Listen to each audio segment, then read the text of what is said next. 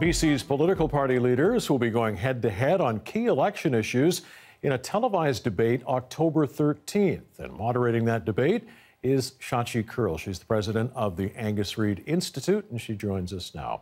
Shachi, this has been a very different election campaign, of course, because of the pandemic. What are you expecting going into this debate?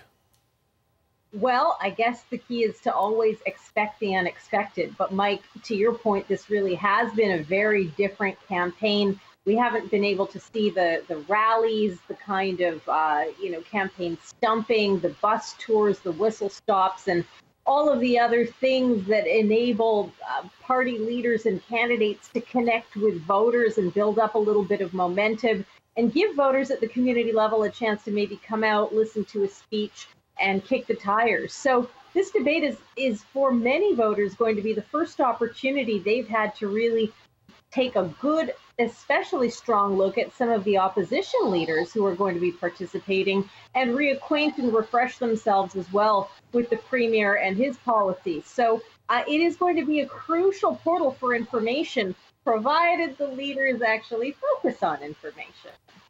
Yes, always important. Now, we did witness the challenges that moderators can face in the last presidential debate. How are you going to try to manage these differing voices and personalities come the 13th?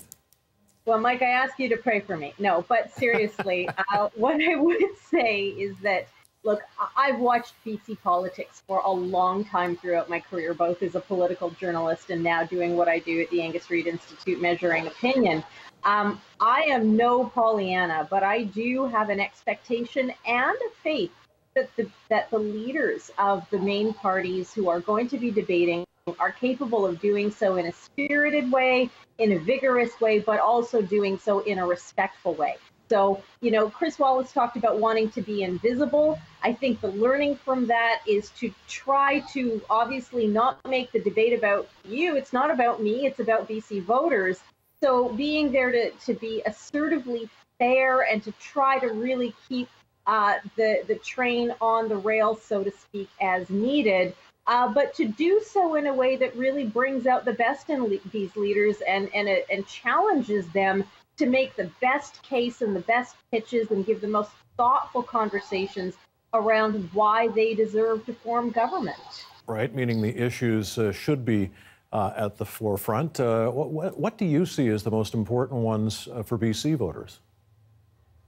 Well, I'm watching the issues, obviously. It's not just up to me to decide which issues will be brought up during the debate. There are a large team of some of the best political journalists in British Columbia who are all working as part of the consortium to plan that out. But, if you take the COVID pandemic response out of the mix, and yes, that is so crucially top of mind for BC voters, I think there are still a lot of other issues that are sort of under the surface that we haven't been talking about as much. The opioid crisis, affordability, inequality, the economy, pipelines, LNG, the Site C project. So lots of things that have been on the back burner and on simmer, but are no less contentious and indeed in many ways haven't gone away. They've just sort of floated into the background for now. And this will be a good time to have, again, a really good and clear airing of those issues, where the leaders stand, and how they think they'll do things better and or differently. All right. We're anxious to see how it all play out on the 13th. Shachi, thanks very much for doing this. Shachi Kurl, president of the Angus Reid Institute, is going to be moderating the leaders' debate on Tuesday, October 13th.